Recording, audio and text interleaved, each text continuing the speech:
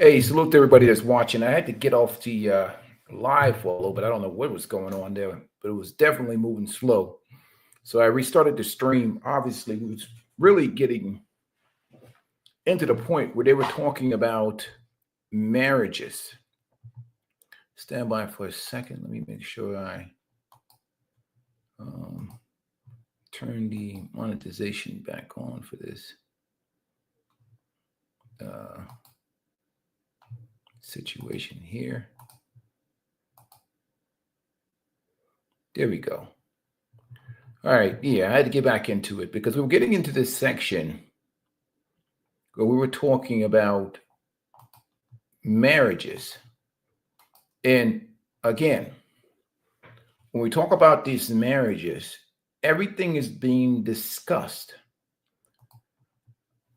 from an economic perspective of marriages, not really considering the high divorce rate, who's filing for divorce most of the time, and the outcomes for men. We're not talking about that. And I don't think education or economics really makes a difference, if you think about it.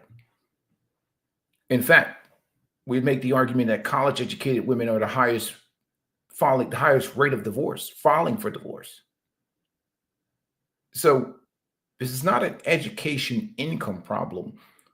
It's more of an outcome issue of, is it even a good deal for a man to marry one of today's modern women? And the evidence is overwhelming that that's not that the situation is tragic when it comes to marriage today. I mean, it's crazy. So when we have this dialogue, you know,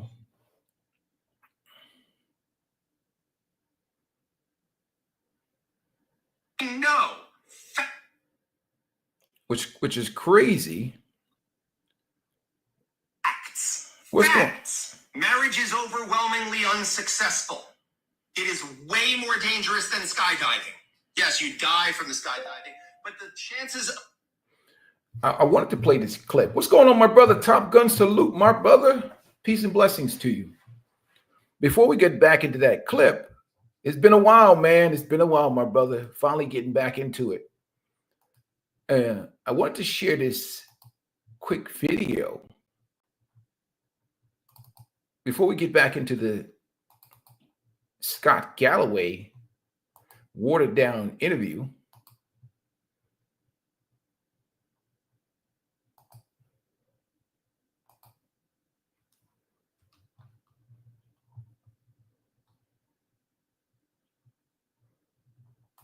Let me share screen.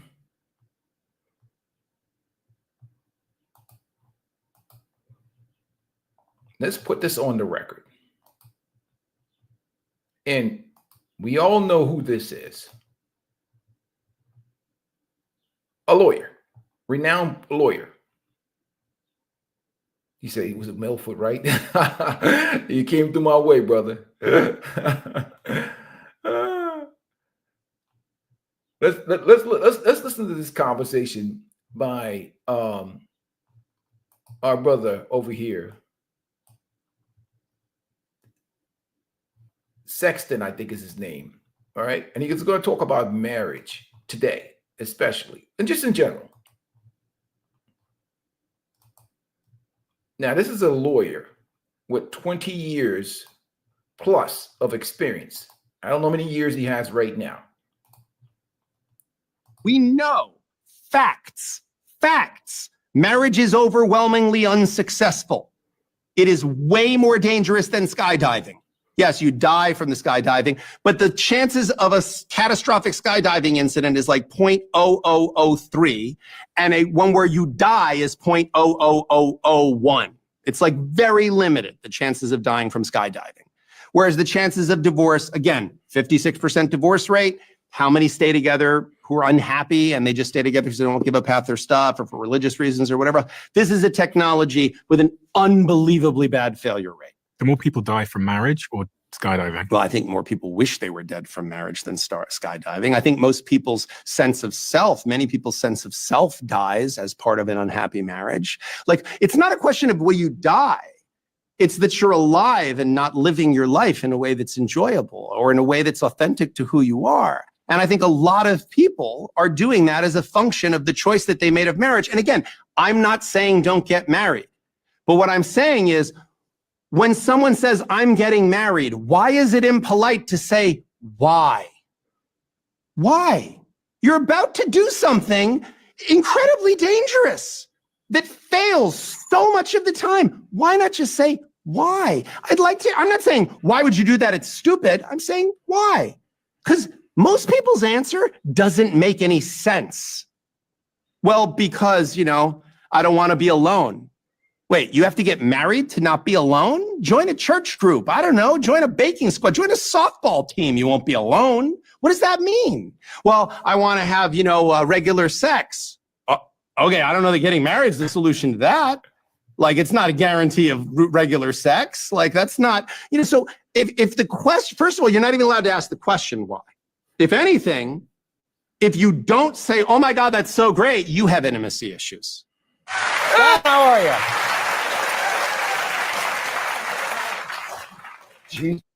So you heard that by, I guess, the brother Sexton. And we get back into this conversation with Scott Galloway. Once again, ignoring the elephant in the room and making it about the inadequacy of men. Men are not making enough money. There's not enough eligible bachelors for these wonderful, educated, higher earning women out here. Not understanding that there's a fundamental, problem from the beginning, which is that the institution itself of marriage itself is not anything really attractive for men in the West to even take part in the institution. Why would anybody get into a deal where somebody else is incentivized, or if it's anything happens with it, it's all your fault, or the possibility of losing their kids, losing their assets, being alienated, being destroyed financially. So really, the incentive itself for marriage, beyond just the financial, is we're asking for a better man to accept a deal that are worse. You're asking for men to be better. What's going on, my brother Tim? Salute to you, man.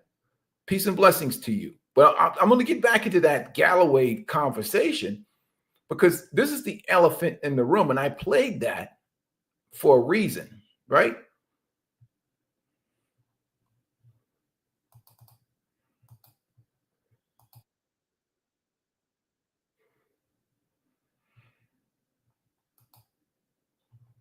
I played that for a reason, because we're getting back into this conversation.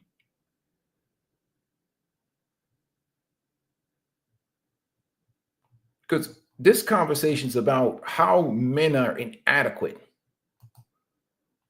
He said the current state of the economy has created women to desire false relationship now more than marriage. What they're really looking for is a simp. This really is a simp. They're looking for a higher earning simp. Because especially if they're in their 30s and whatever else, they've already enjoyed their 20s. They've enjoyed having relationships with men that don't earn a fraction of the money they're requiring. I don't want to use the word, they're requiring the beta or the man they don't desire to make, because they've had sex with all the other men. So really, the man that's coming in now is really the cleanup man.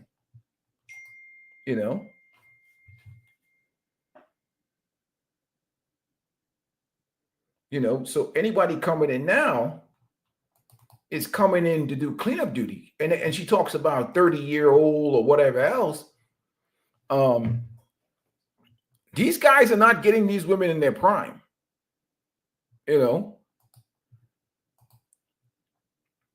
A guy that's getting in with a 30-something-year-old woman, she's been enjoying sexual liberation for a long time. They're not getting women in their prime. These women are like, they're burnt out. They've had their fun. Not all women, not all, but a large majority of them, they've had their fun. So really, I heard my brother CJ talking about it. They really need to focus on 18 to 24-year-olds or 18 to 28-year-olds or younger women and younger men. Because when you're talking about women that have been out here for a while, I don't understand what these men are leveling up for in terms of marriage. Leveling up for your own self-preservation is what I talk about on this channel. It ain't nothing to do with women. It's about you enjoying financial freedom in early retirement. Because if you're leveling up for women, I don't understand what is the incentive there. Because it's not like you're getting better. You're only getting worse based upon the divorce statistics of these so-called higher earning women. They're walking out of marriages and crazy. 10 years, 15 years, or whatever else. They don't care. So this idea of the men underperforming, what are they performing for is the question, is what's missing the elephant in the room. I love the orange color that's really bright, and it represents our family time. So I've asked this question to... I feel shamed. I feel like mine was so superficial. No, yours was great. Cashmere V-neck brunette. No. I think your answer... Family orange. I feel so shamed. No. I think your answer is wonderful. And I actually, in general, find that outerwear answers are very strong because it means that you feel warm around them. It's you at your best. I this just is your feel favorite. fucking fabulous. I don't know if I feel warm. That's all that matters. Your answer was great. The answers that worry me are something like a wool sweater that feels good, but then it's itchy, so I take it off. The ratty shirt that I wear to the gym. These are real answers I've gotten. Point is, for years, I've been asking people this question. Well, now I want to ask people the question of, if you were a piece of clothing in your closet, what would you be? And I feel like we spend so much time saying, I'm looking for this in a partner. This is the checklist. Well, look in the mirror. Do you have those traits? And so for somebody who says, I'm a ratty sweatshirt and it's not the thing that I would choose to wear, well, then work on yourself. And so I feel like there's a lot of feelings of, I'm going to relation shop. I'm going to look for a partner the way I look for Bluetooth headphones. Well, a lot of that is about breaking people down into these parts. And I feel like we should spend less time thinking about the checklist for a partner and more time thinking about, who am I? And am I somebody who would be chosen? We've talked a lot about how Bingo. you're struggling. Which demographic of women do you find struggle the most as it relates to dating? So I work with a lot of very successful women, and that's also because I'm expensive to work with, and that's who my clients are. But I have a newsletter where I hear from 85,000 people. And so what I'm hearing is that a lot of women are saying men are intimidated by the amount of money that I make. They say that they're not going to be, but the more successful I become, the more threatened they are. I'm just talking to tons of women, personal friends. I feel like at my house on one side of me and then two sides over are women who are having babies, they call it like single mother by choice, where they literally were just like, I can't find a man and I want to become a mom, so I'm going to do it by myself. Yeah. And so I feel like there are just all these great women who are saying, Logan, I'm following your advice. I'm putting myself out there. I do all these things, but they're just not finding partners. Do you find that the more successful a woman becomes, the more difficult it becomes for her to find a man that will not feel emasculated by her success? I don't think that there's an exact correlation because it really depends who the guy is. There are guys out there who are like, let's be a power couple. But I feel like there are women who just feel like there's not enough good guys for them. And I'm curious what you think about this, but I live in the Bay Area. I'm seeing so much polyamory. And I think polyamory is interesting. I'm pro polyamory. I like the fact that people are thinking about relationship structures in a new way. 50% of marriages end in divorce. Obviously, our one size fits all approach to marriage isn't working. But I'm also wondering, well, let me tell you this story. I went to this dating event, and the dating event had 5 single women who were great, and their friends were hyping them up. And then there was 2 guys, and they were both polyamorous. And so I wonder, if you're a guy who feels like there's not that many good guys, why should I have to choose? I feel like that's a trend that I'm worried about. Portia polygamy. If it's never been better to be. Once again, this idea that successful women, the issue is their success and men feeling emasculated by their success. This is an old, stale narrative. Because point number one, women are hypergamous in terms of economics and status.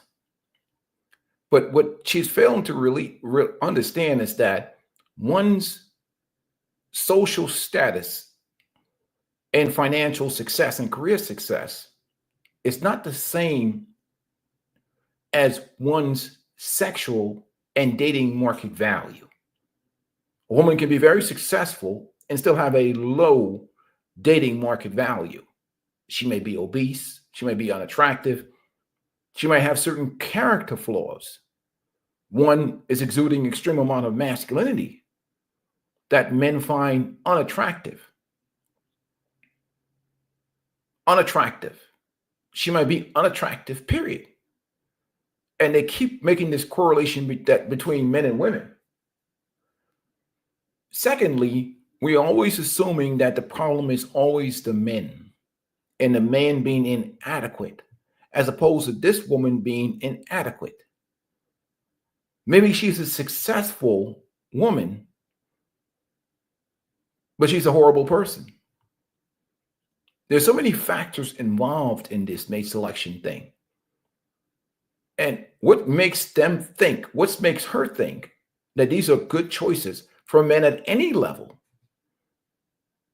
Men are not intimidated by women's degrees or education or whatever. Men don't want to be dealing with a bunch of nonsense that comes with a bunch of mouthy, feminist, masculine women. And lastly, in all cases in life, men know that women are not going to use and share their money. It's going to be a scenario where your money is our money and my money is my money. They're going to expect that man, even no matter how successful they are, they expect that man to pay for everything. So her success and whatever is going on in her life doesn't mean that she's going to share her resources with that man. There's no such thing as power couple or whatever nonsense. The man is still going to be expected to pay for everything. So there's really no benefit in those regards. So this idea that these men are intimidated, they just realize, men just recognize a bad deal and they don't want anything to do with it. So if you're going to deal with a woman, you might as well just get a woman that's going to get on your plan if you have money already, because it might cost you more to deal with a disagreeable woman, and she's not going to add any value to your life in terms of her having resources. So this idea that women are going to just, add, share resources or create some type of empowerment, forget about it. Anyhow, this is a fallacy. Let's continue on. Yeah, a very attractive male, but you have so much opportunity. It does not incent good behavior or long-term relationships. And I work with these guys, and you might think that they're the happiest people in the world. They are having sex, they are getting a lot of attention, but they're suffering from decision paralysis. And these are some of the guys that hit 40, 42, and they haven't gotten married, they don't have kids, and they sort of are like, why would I ever settle down if I don't? It's no decision paralysis. There's no decision paralysis. It's a bad deal. They make like these guys are undecisive. They're not undecisive. They're just not getting married, because marriage in the West is a terrible deal for men. It sucks. They're just being smart. Decision paralysis. They made the decision. Have to, or I'm going to wait as long as possible, but they don't understand the opportunity cost, which is building a life with someone, having kids. Every year that you wait to have kids is a year that your kids will be alive without you. Nonsense. 60-year-old men having kids. Nonsense. She keeps, again, she shows her feminism. She thinks that men and women are the same. We don't have biological clocks. Me as a 50-year-old guy, if I wanted to, I could start a new family today. We're not the same. We're not the same. And so I really feel like these people in the top percentage, yes, they're having a much easier time, but they also have problems because they're having decision paralysis and they're not settling down.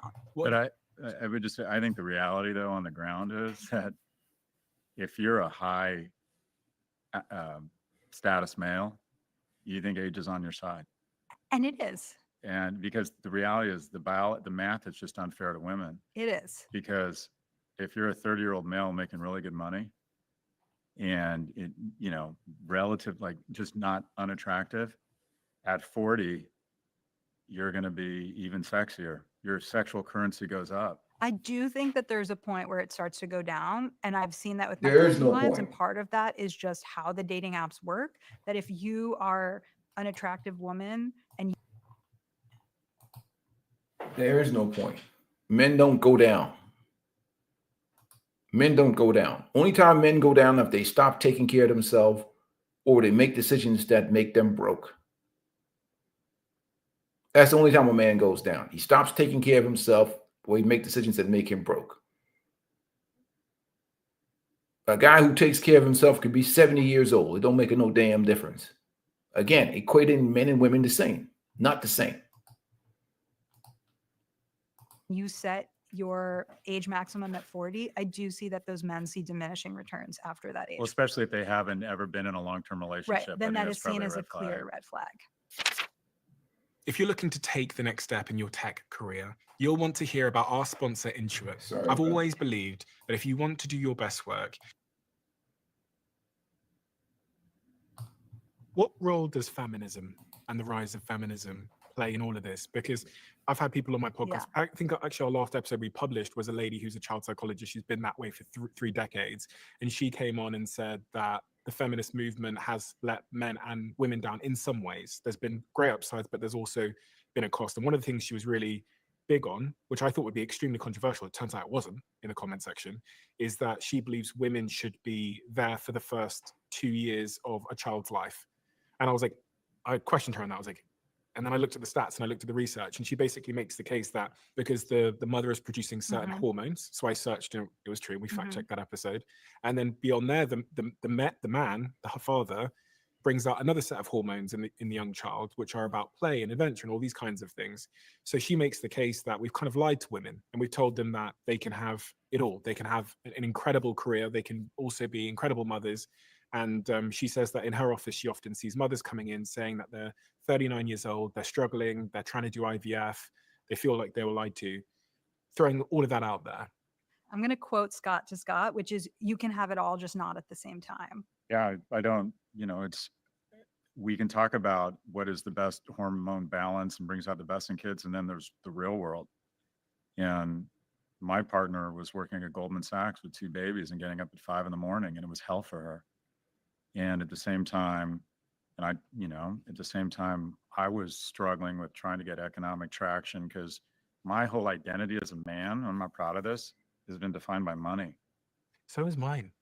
I don't think men say this enough. Like, yeah, I thought this was really weird because we're in Austin right now, and my team put me up in a hotel, and it's just like a normal hotel. I'm like, so I don't give a fuck. My girlfriend comes to town tonight. Immediately my brain goes, oh my God, we need to move into a better hotel, Airbnb, because my girlfriend, I've been with her for 7 years. She doesn't give a fuck. Yeah. She doesn't care about material things. She doesn't have a Louis Vuitton anything.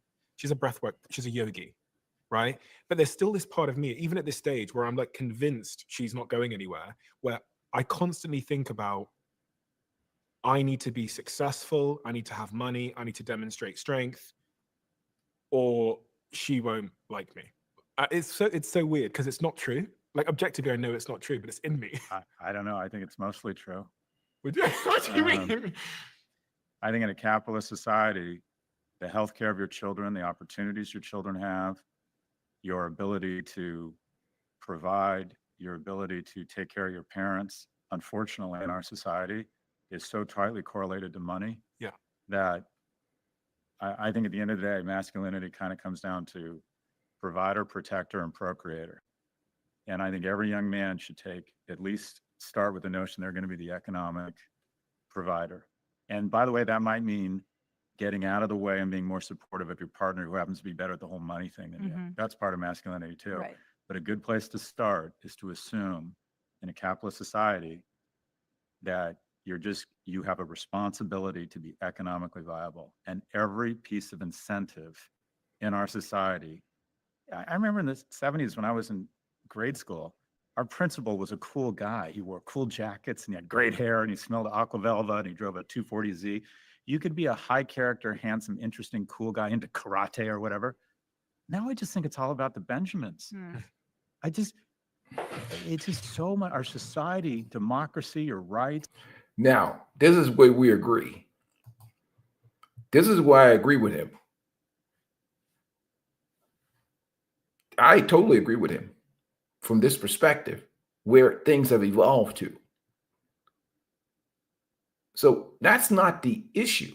The underlying issue is not about what men are expected to do. It's about what are men getting for what they're expected to do is the fundamental issue.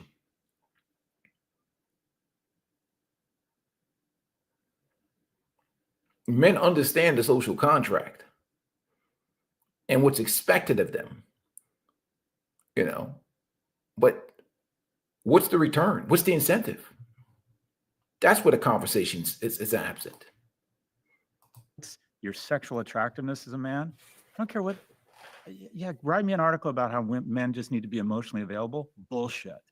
It's so disappointingly about money, in my view. All the incentives telling young men, and so they go to these get-rich-quick schemes. If they can make money, they feel like losers. But what you're feeling, quite frankly, is common sense from every signal that if for some reason it doesn't work out with your mate, your selection set of mates, how interesting you are to other men, your opportunities, your rights, your democracy is going to be based on your ability to be economically powerful. It's not the way the world should be, but it is the way the world is. And what I say to young men is, there's just no getting around it. You have to be economically viable. Would you say the same thing to women, or would you say there's no getting around it, you have to be hot? No, I think women, unfortunately, so this is base analysis. Men get turned on with their eyes. It's more important for a woman to be aesthetically attractive than a man. Women get turned on with their ears. That's the way I would describe it. I think women, economic liberation and independence is paramount. The thing that was the hardest thing in my life growing up, whatever trauma I had, wasn't not having a dad in my life. It was that me and my mom didn't have any fucking money. And it was humiliating for us.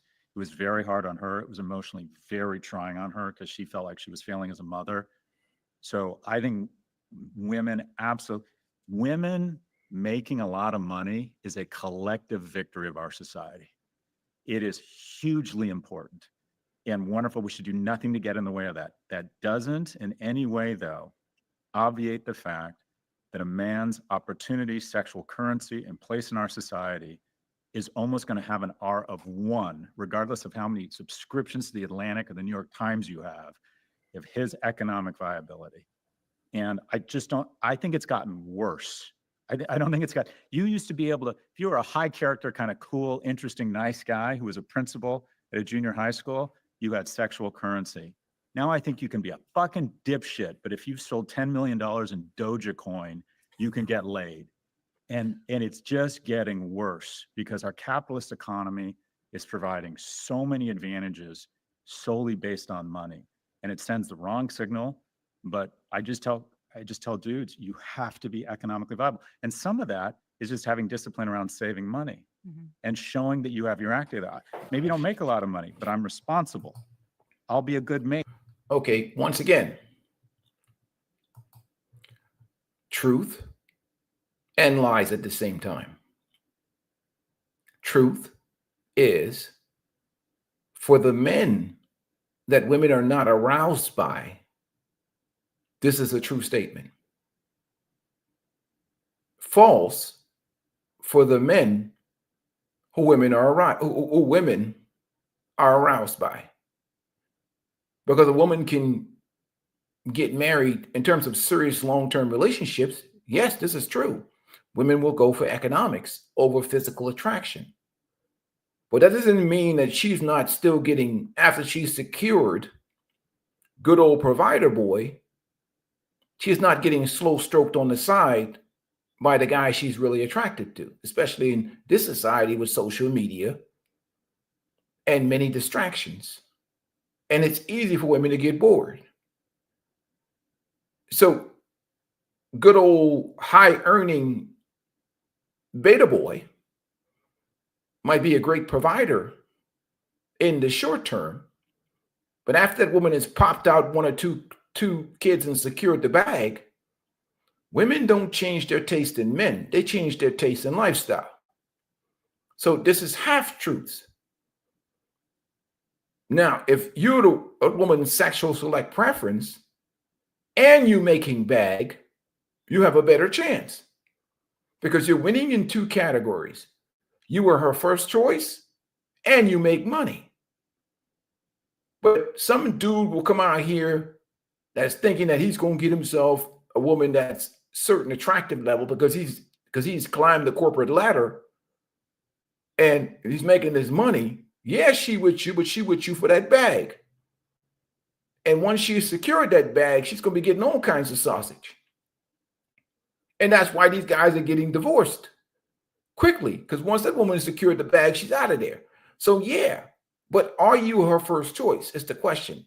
This is what Scott's not dealing with. Because if you look at the guys in her past that have given that sausage to her, ain't none of them look like you. They didn't have that bag that you have, but they still getting the same thing you got, except you're paying more. So yeah, it's about money, all about money for the guy who's not her first choice. These are half truths. Let's continue. Mate, I'll be a good partner. Maybe you're making more money than me, but I'll bring discipline. I know how to fix shit. I can be a good mate. But one of the things I really am worried about in America is just everything has become about the Benjamins. Character is being squeezed out by money. God, that sounded awful. Look, I want to ask you, have you ever felt what Scott describes? Have you ever felt that your sort of sense of self-worth equates to how much money you have? Because I felt that. I don't think I as much have money equals identity and self-worth, but I do think for many people, there's a sense that money equals security. And so we're all chasing that dollar, which is security. But I think for men, it's much stronger. I don't relate to what you're talking about. Yeah. So this is, I've never actually asked a woman this before, but it's the number one topic of conversation in my group chat with my boys is how much are we working Saturday and Sunday to make more money, make ourselves more successful? And then one of my friends, who's not in my group chat, but one of my extended friends went through financial hardship. And he's in the lead up to starting a family, etc. And he went through a moment where he was going to be declared bankrupt. And he was inconsolably depressed. His partner was fine. She was kind of like, we'll get through this. But he actually said to me, he goes, I've never felt more worthless. And that's something that I've heard echoed by many men who go through sort of economic, financial roller coasters. And that was actually one of the stats in that report, the Lost Boys report. Richard Reeves talks about this. I think that's actually where we got to get into this conversation. The conversation itself. Again, I hate to keep stopping, but it's the reason why these men feel so worthless is because they know their relationships and situations where the woman only cares about or values them for the security they provide. She has no attraction for them. None. No arousal, no attraction. It's just money. You're getting the leftovers, buddy. Because the dudes that they really dug, especially back in college, them dudes not worried about losing no job or losing money or whatever, because those women are dialed in. Of course, it's not a long-term strategy, because even that dude get dumped for a good provider because women are survival creatures.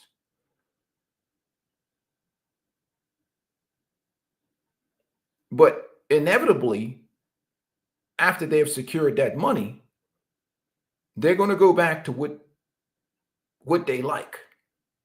And what they like, it ain't that dude. So let's continue on. So the conversation and why that guy feels so uneasy, again, because you believe that she's better than you. You believe that that woman is better than you. And she's doing you a favor by being with you, which is why you feel that way. Or you feel like you have a scarcity mentality that feels like you can't do better.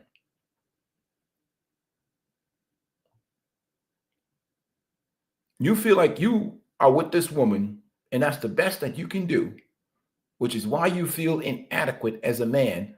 And the only value you have is money. So let's continue on.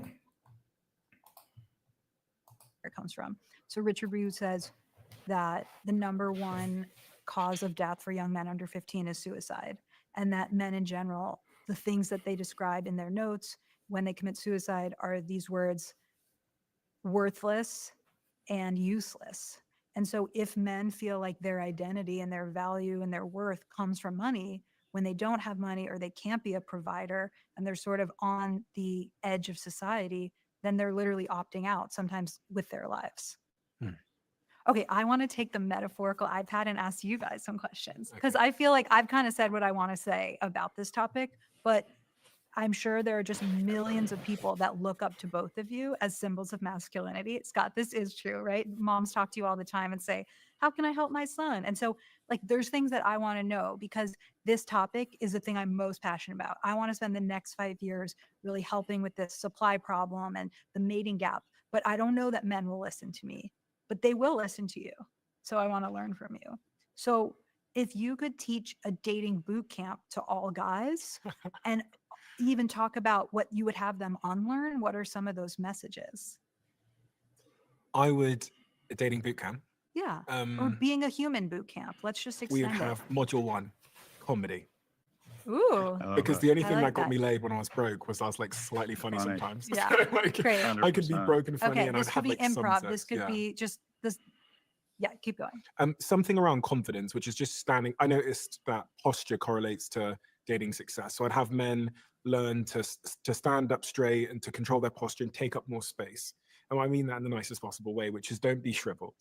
So like standing up straight, which is obviously one of the things that going to the gym does. It kind of pulls you out a little bit as well.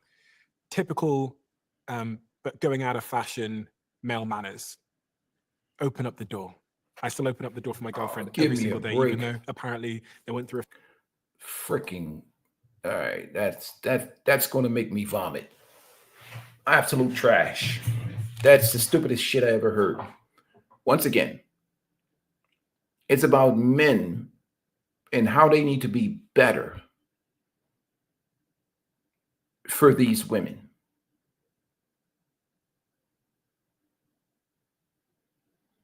If you're not her preference, if you're not her sexual select preference, or you don't have anything that, and anything, you don't have anything otherwise she would want, you're DOA.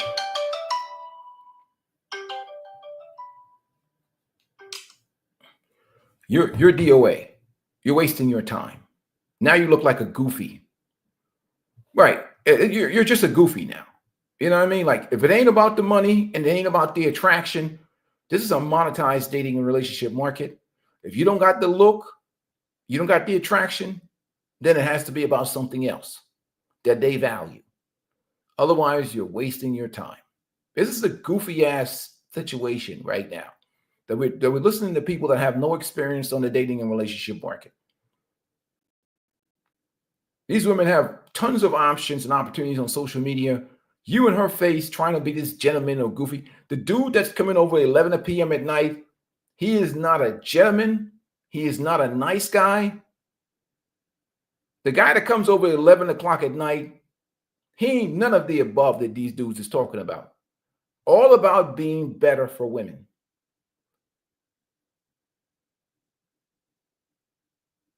Now, if you're talking about leverage, options, and actual self-empowerment and not even giving a shit, but confidence. How do you get confidence? You get confidence by overcoming your weakness and difficulties as a man. You need to have experience. This is stupid shit, man. It's like, yeah, they think it's still 1993. This is fucking. These guys are out of touch with reality. He's got women. He's got a woman because he's a higher status male with men. He's got fame. He's got YouTube channel. It's crazy. So if it ain't the attraction, and attraction can be various things: your status, your ability with money, or your physical status. But you think you're gonna comedy your way into some drawers? You better get out of here. You know, you better off hiring a flex worker if you mess around like that. In 2025, it becomes a joke, man. Status, exactly. Status, period. You got some status, that's gonna work for you. But these dudes don't have no experience with women. How do you get confidence? You need experience to get confidence.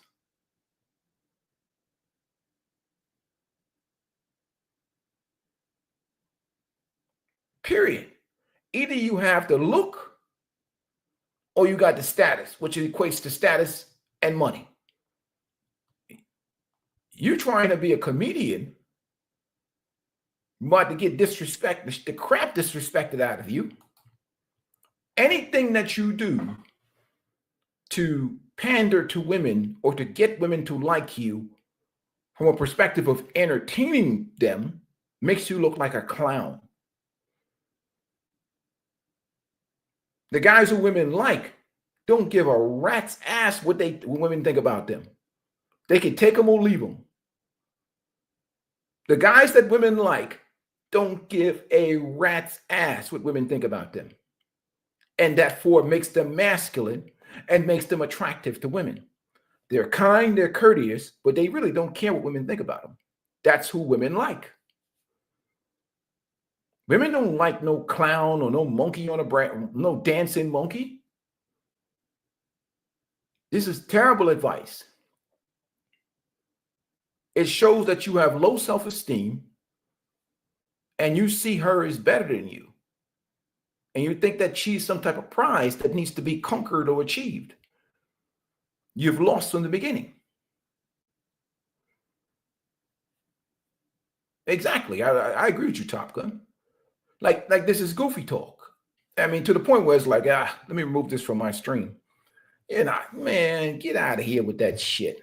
You ain't got no status. You ain't got the look. Can't create arousal. You are DOL unless you're dealing with bottom of the barrel chicks. You got to have something to bring to the table. You become the best man for you.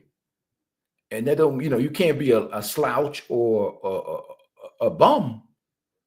But this type of nonsense is, I get it. I mean, and there's so many guys that are selling certain things on the internet without receipts. They don't have no receipt. Every man is different. You can learn certain things. You can become better for yourself and boss up. But if you don't have that edge with you in today's dating and relationship market, you're gonna get cooked out here. And that's a whole nother stream of how to deal with today's dating relationship market, especially for an average dude. An average dude, man, you better come to the table with something else. A different type of mindset, a different type of mentality, and a different type of strategy. It's just the way it is. But I don't even want to get into that. That's a whole different stream. How to deal with today's modern women. That's a whole different stream. To me, they're easy to deal with. Because never before has there been such a low in self-esteem. A lot of guys can't see the low self-esteem in many of today's modern women. Their self-esteem is built around social media. They're easy for me. And that's because I've been dealing with them for so long. Modern women it's a joke to me. I find them to be comical. I have zero issues with modern women. They're about the weakest women have ever been in their history. They have no self-esteem. Half of them plaster on 2 inches of makeup on their face every day. It's in the toilets. It's just that many men have gotten weak.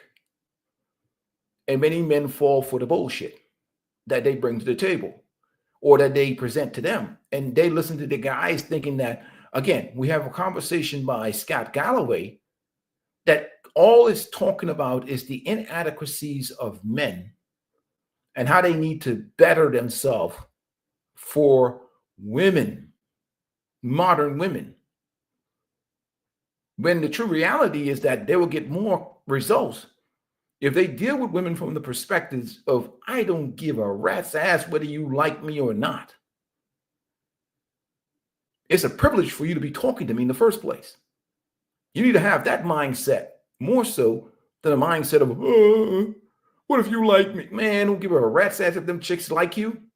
Half of them is chicken heads.